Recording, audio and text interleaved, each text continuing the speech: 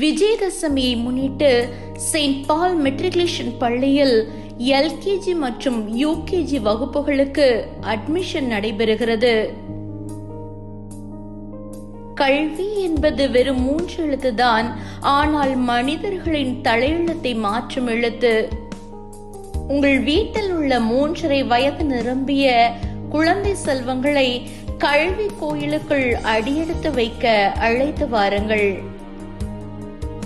நம் பிள்ளைகளுக்கு கல்வி என்னும் அழியா செல்வத்தை கொடுப்போம்.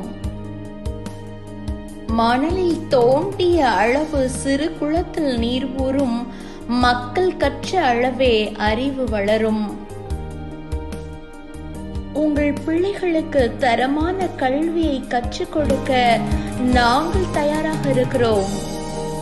அழைத்து வருவது உங்கள் கடமையே.